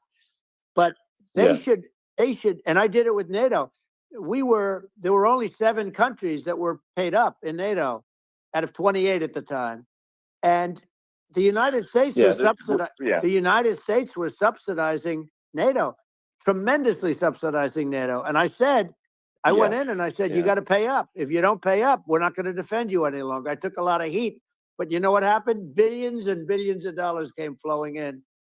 And I think a lot of the public isn't aware of the fact that the United States pays a disproportionate share of the NATO expenses. And then we get taken advantage of on trade. So think about it. Yeah, well, I mean, the point of NATO is defending Europe, and it's it's like, then okay, well, why is the United States paying disproportionately more to defend Europe than Europe? That doesn't make sense. That's unfair, and that is an appropriate thing to address. Well, when you talk about cost cutting and savings and everything else, I mean, honestly, look, there's nobody that feels worse about the Ukraine situation than I do, because I know it would have never happened. I know Zelensky. He was very honorable to me, because when they went with the Russia hoax and they said I had a phone call with him, he said it was a perfect phone call. It was a great phone call. He could have grandstanded and, said, oh, he was very threatening. He said, no, it was a very nice phone call. I called him up to congratulate him on his win, and you end up getting impeached because these people are lunatics. I was talking about the difference from the people within and the enemies on the outside. In many cases, the people from within are more dangerous for our country than the Russians and the Chinas. If you have a smart president, you're not going to have a problem with them. You're going to do things. Yeah. Now, they've taken advantage of absolutely. us incredibly, but you're going to do things with the right person. Yeah, well, I think it's obvious that you're a believer and an advocate of free speech, because during your first term as president, you were attacked relentlessly every day, often very unfairly with false attacks, and you didn't try to shut down the media. You didn't try to inhibit their freedom of speech, and I think that says a lot. Well, the good thing is that you and I have, and some people, very few, we can get the word out. Although sometimes it's hard because they don't want to print it, like we're having a great conversation right now. Kamala wouldn't have this conversation. She can't, because she's not smart. She's not a smart person, by the way. She can't have this conversation. And Biden, we don't even have to talk about it. I mean, he couldn't have this conversation. He would have given up on the first half of a question. He would have walked out. He would have said, where am I? Where am I going? So anyway, but no, he wouldn't have this. That's true. Not a lot of people would have this conversation, but we cover a lot of territory. But the beauty is that we can have a conversation, and I'm able to get it out without, because I get treated unfairly. This is a really big point. You can actually have a conversation with you. Yeah, it's nice, isn't it? And you can't have a conversation with Biden or Kamala. It's like it's not possible. That's this is like talking to an NPC. No. So it's just impossible. Well, but think of it. We need a man or person who's unbelievably sharp in order to stop all the nuclear danger and all the dangers that I'm talking about. And I got along with all these. I got along with Kim Jong-un. We had dinner. We had everything. And he really liked me, and I got along with him really well. By the way, he's the absolute boss over there. A lot of people said, oh, do you think he really? That's for let sure. me tell you, I saw things that you don't want to know about. He is the boss. But we had a good relationship. And he doesn't like Biden. He considers him a stupid man, he said. He's a stupid man. Well, at least he speaks his mind. But, in this country, you're not sort of allowed to say it, but I guess you are. You should be allowed to say it if it's true.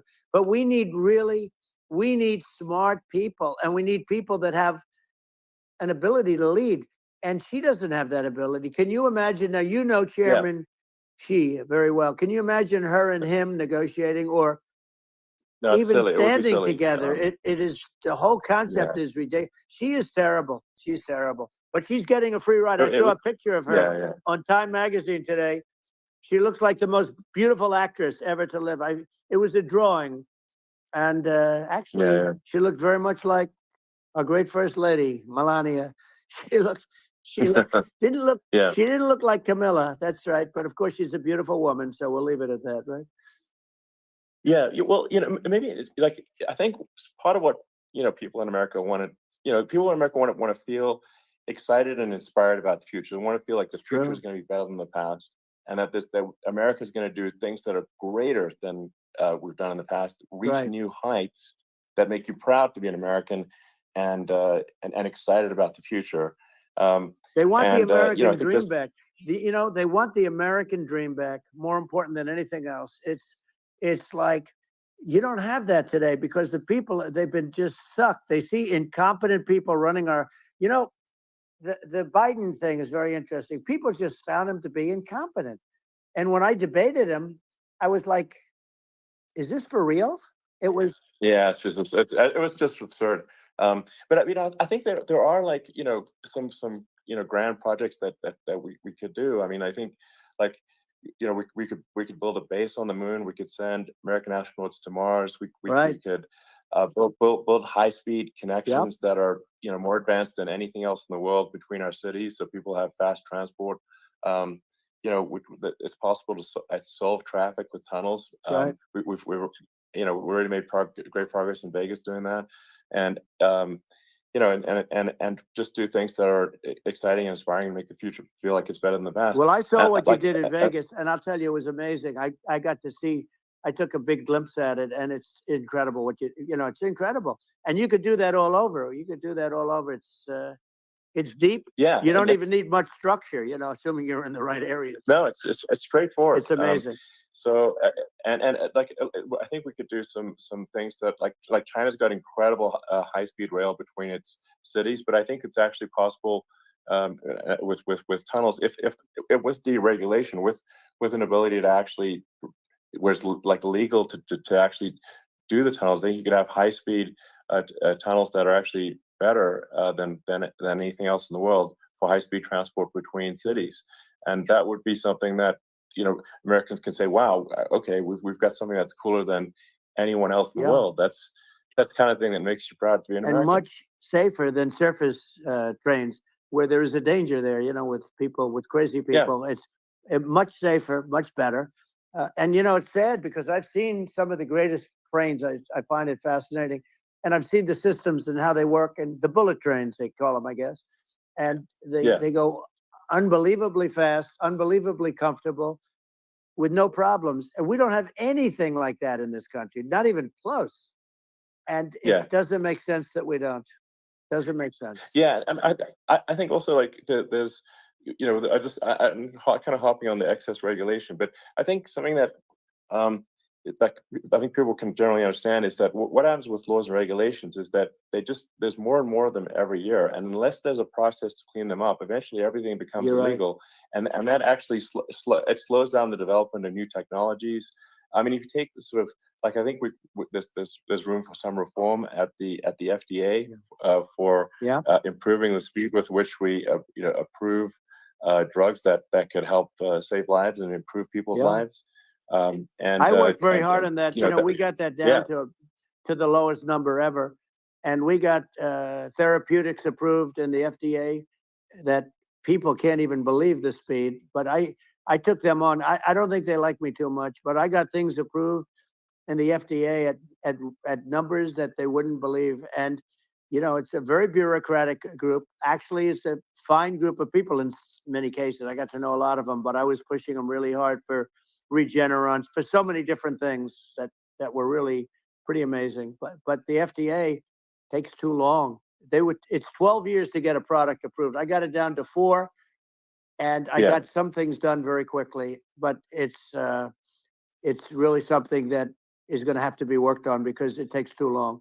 Just takes too long. yeah. It just takes too long, and you end up in the same with the approval, but it's just, you know, it takes years instead of something that I think could potentially take Yeah, months, and that improves people's lives. And I yeah, think, you know, but I just wanted to hop on this point that, like, there has to be an active process for reducing rules and regulations, because otherwise they just keep building up every year, yep, and you get, like, hardening of the arteries, and eventually everything's illegal, or takes forever. And then we just, we just ossify as a society.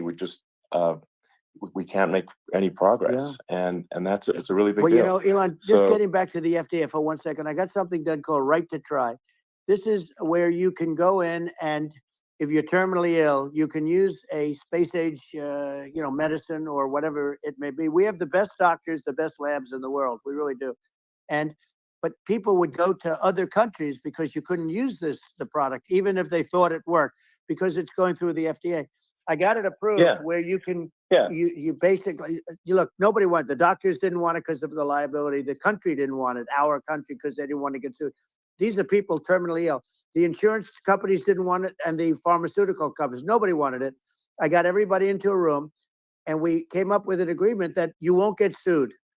And also, they didn't want it on their record. If somebody's terminally ill and they die after taking a drug, they didn't want that on their record. So we set a separate list. If somebody was, so it wouldn't count as a negative. Yeah. Okay.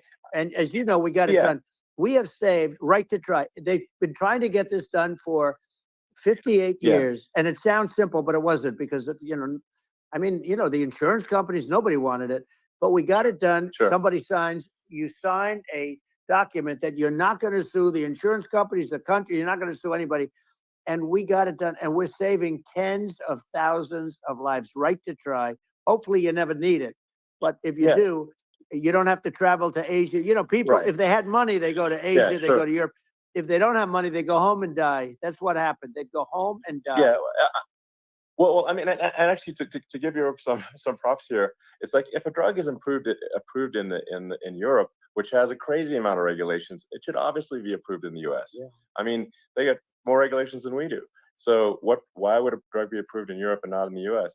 That's crazy. Well, we did it. We did something that really, they've been trying to do it for 50 years, and they just couldn't get it done. And I got it done, and it's really something. But you're right. Some people go to Europe because a drug isn't approved here, but it's approved in Europe, and it's a drug that, generally speaking, would Yeah. work. It's pretty crazy. Absolutely. You're right. And I think so, as long as people are properly informed of the pros and cons, and like these are the risks, these are, you know, this is the risk, and like you make your own decision. Yeah. That makes sense. Well, I think just, you know, in sort of closing up, and by the way, I'm looking at the numbers. You got a lot of people listening. I hope you don't get Yeah. nervous, because you got a lot of people listening to you right now, like 60 million or something. What is that number? It's crazy. It's amazing how you can see that right away. How many? What is the number? Wow. What is it? Well, Wow. I think in Wow, terms of people that's bigger than you said. You said 25, and you're much more than double that number, 25 million. I think you're going to be 60 or 70. And I guess over a period of time, hey, I congratulate you. Do I get paid for this or not? Well, I think actually in terms of the number of people that will hear this conversation over the next few days to Right. weeks, it's going to be hundreds. That's of what they millions. say. Yeah, that's good. Well, look, it's an honor. I just asked this: are you better off now, or were you better off when I was president? Nobody's better off now. People, you know, we put out polls on that, and nobody's better off now. Inflation has killed it. And, you know, they also feel very unsafe. You look at what's going on with a lot of different things. You look at the riots we had at the colleges over, I mean, it's ridiculous, but Right. all of the riots, they just feel unsafe. And now they really feel unsafe because you have a new form of crime. It's called migrant crime. I call it Biden migrant crime. Maybe I'll call it Kamala migrant crime. But you know, I mean, with all these things, I always try to get to the ground truth by just asking people. And, you know, my mom lives in New York, and I was like, you know, Mom, you know, do you know, have any of your friends, you know, been attacked or assaulted? And she said, yeah, 3 of her friends in 3 separate incidents were assaulted just in recent months, just walking around the streets of New York. And I said, well, what happened to the people that assaulted them? Oh, nothing. They got away. Like, and they just know they always get away. Nothing's going to, and they don't even bother reporting it, because they know that they're not going to, you know, people are not going to get prosecuted. They just let, you know, violent criminals out in New York. The only one that gets prosecuted is Donald Trump. They prosecute Trump. Yeah, I mean, it's just obviously messed up. Oh, it's terrible. If violent criminals are being getting off scot-free, and meanwhile the you know, New York spending massive resources prosecuting you, and it's like, what's this, you know? And I think the sort of sensible public looks at this and says, what the heck's going on here? This is obviously abuse of the legal system. You know, the legal system is supposed to be protecting the public from violent criminals, And it should be obviously allowing the public to make their own decision about who should be president, as opposed to, some, legal case. Once they start this precedent, because this can go on with the next one. I mean, this is a very bad precedent what they're doing in terms of going after their political opponent, and that's all it is. It's going after their political opponent, Yeah. and then you get a judge who's a strong Democrat, and I'm being nice when I say that. In many cases, crooked as hell. But you get a judge, and you go into an area where a Republican gets 3 or 4% of the vote, and you'll have a jury pool Yeah. with people that hate Republicans or hate. It could Sure. also be the other way, though, Of course. because it could start the other way in areas where they hate Exactly. Democrats, and you get into a Yep. Pandora's box. It's a very dangerous thing for this country, and a very dangerous thing even for the state. New York City is Yep, losing. New York absolutely. City and state lose a lot of business over what they did to me, because these people say, we don't want that to happen to us. That's no justice system. You have an unfair system of Yes. justice, and it's costing New York State a tremendous amount of money. People are leaving and companies are leaving, and they won't come back. So, all of that stuff is important. But the economy now is the big thing, and we can turn that economy up so fast, and people are going to be back again. We're going to get rid of Yeah, I think inflation. there's a lot of Right. opportunity. Absolutely. So And I just I want think to I I want to think congratulate you. You've done an amazing job. You have definitely got a fertile mind. We can talk. You and I can talk about rockets. it's kind of you to say. Thank Well, you. tunnels. We can talk about tunnels and rockets and electric cars. So many things. And now you're into the AI, and that's going to be another beauty, I'll say. So Yeah. it's an amazing thing you've done, Elon. It's an amazing thing, and I Well, congratulate you. I mean, thank you. And well, I mean, I just to say here, here's to an exciting, inspiring future that people can look forward to and be optimistic and excited about what happens next. And that's the kind of future that I think you will bring as president, and that's why I endorse you. Well, I appreciate that. That endorsement meant a lot to me. Not all endorsements mean that much, to be honest. Your endorsement meant a lot. And, we have a phrase, make America great again. It's pretty simple, but it really says that we want to make America great again. And we can do it. We can do it now. But if we were going to suffer another 4 years like we've suffered for the last 4 years, I'm not sure the country can ever come back. That's how bad it is. It's so bad. We have to do a lot I of think that's a things. very real Yeah, risk. it's a big risk. That's a very real risk. Yeah. And it's I'd just like to note to people listening, like I've not been very political before, and if you look at my record, I've actually been. I'm not like some they try to paint me as like a far right guy, which is absurd because I'm like making electric vehicles and solar and batteries, helping with the environment, and I actually I supported Obama. I stood in line for 6 hours to shake Obama's hand when he was running for president, and so it's not like I'm like some sort of dyed in the wool long-term Republican. I'd call myself historically a moderate Democrat, but now I feel like we're really at a critical juncture for the country, and I think a lot of people thought the Biden administration would be a moderate administration, but it's not, and obviously, we're just going to see an even further left administration with Kamala. That's my honest opinion. I mean, her dad is literally. I mean, she was brought up as an actual. Her dad is a Marxist economist. You can Google it. I mean, it's not we're not making this up. That's how she was brought up. So, and we want to have a future that is prosperous. And I think we're just at this critical juncture. And I think this is a case of the America is kind of at a fork in the road, and True. And I think it will take the path to, like you are the path to prosperity, and I think Kamala is the opposite. Then that's my honest opinion. I'm gonna get attacked like crazy, and I've also experienced quite a bit of lawfare myself, but I'm just trying to tell people my honest opinion, and I haven't been really active in politics before. And I'm just trying to point out that my track record historically has been moderate, if not moderate, slightly left. And so this is to people out there who are in the moderate camp to say, I think you should support Donald Trump for president. And I think it's actually a very important junction in the road, and we're in deep trouble if it goes the other way. Well, I want to thank you. And I actually always did think of you as somewhat left. I must say that. So it's it's Yeah. even more of an Well, honor to yeah. have your endorsement. I know how strong you feel about it. But when you think of her, San Francisco, 15 years ago, I had a great friend, Bob Tish. He said it's the greatest city in America, and now it's not. It's almost not livable there. And California likewise. And she was involved in the destruction of San Francisco and the destruction of California. And she will be involved in the destruction of our country if people are so unwise as to elect her. And I hope that doesn't happen. And I hope the elections are going to be run honestly. And we're going to turn this country around. We're going to do things and we can do it fairly quickly. And we have to get rid of the criminals that have been, given to us by other countries as they laugh.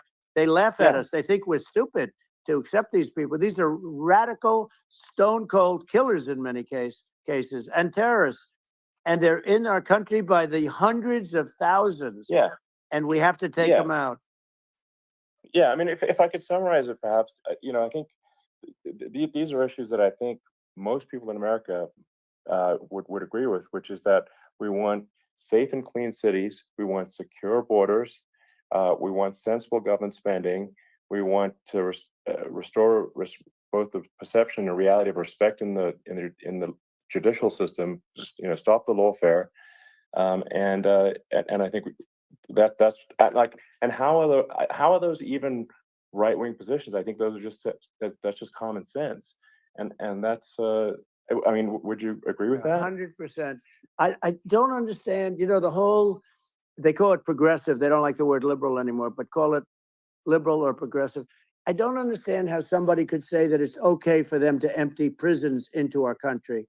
And again, I told you their crime rates all over the world are going way down, which makes sense. In fact, the next time what we'll do is, if something happens with this election, which would be a horror show, we'll meet the next time in Venezuela, because it'll be a far safer place to meet than our country. Okay. So you and I will go and we'll have a meeting and dinner in Venezuela, because that's what's happening.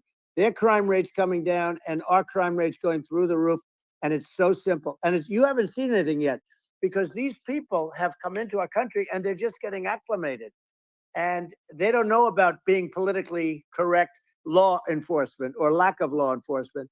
And our police, I have to just end with this. We have great police. We have great law enforcement, but they're not allowed to do their job. They have to be able to do their job without being destroyed. Well, absolutely, and it's obviously demoralizing if you're a police officer risking your life to arrest violent criminals who could kill you and do kill you sometimes, and then you arrest the violent criminal, and then the DA doesn't prosecute and that's let the guy out. Well, then, like, why should a police officer risk their life to arrest a violent felon? Well, even worse, Elon, nothing's going to happen. Even worse, they prosecute the police officer.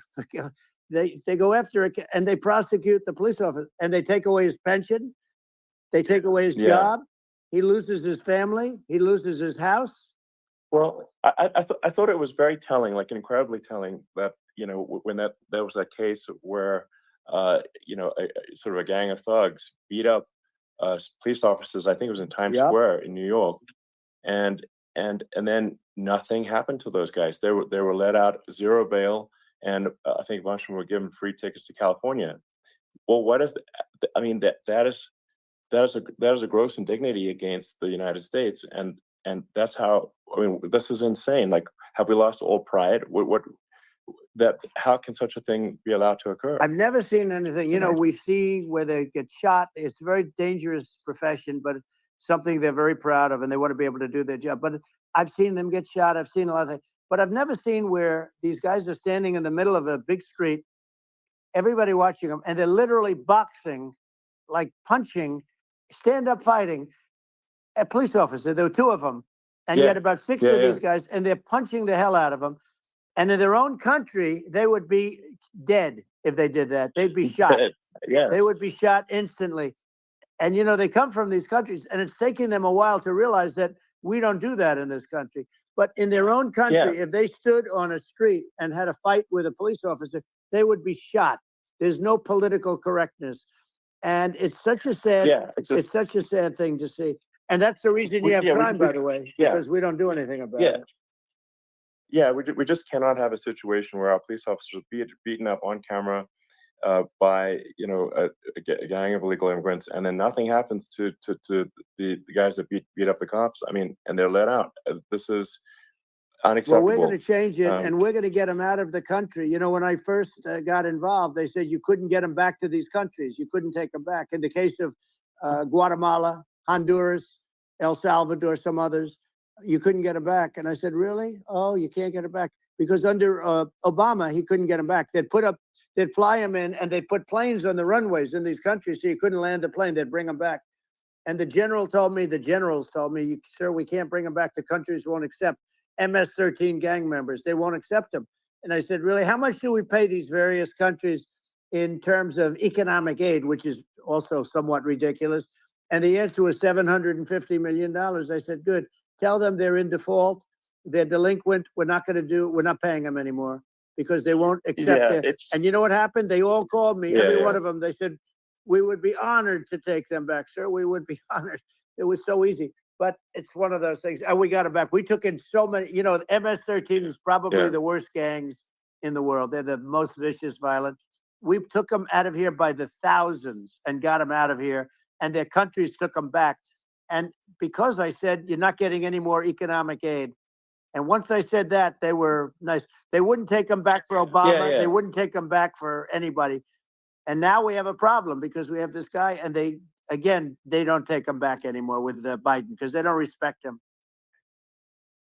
yeah. It's just gotta be done. We just can't have whether they're citizens or not citizens. We can't have, because they won't prosecute citizens either, not just illegals. So if you can't have violent, repeat violent offenders that are not that don't get incarcerated. That's right. Because they will obviously, by definition, continue to hurt people. And I think where part of this comes from is that there's and I do sort of consider myself liberal in some ways. I mean, it's just that you want to have empathy for people. Obviously, you want to have empathy for people. I totally agree with that. You want to have empathy, but you also have to have empathy for the victims of the criminals. And if you just have empathy for the criminals, it's actually shallow empathy. It's not real. You're not thinking. You have one layer deep empathy.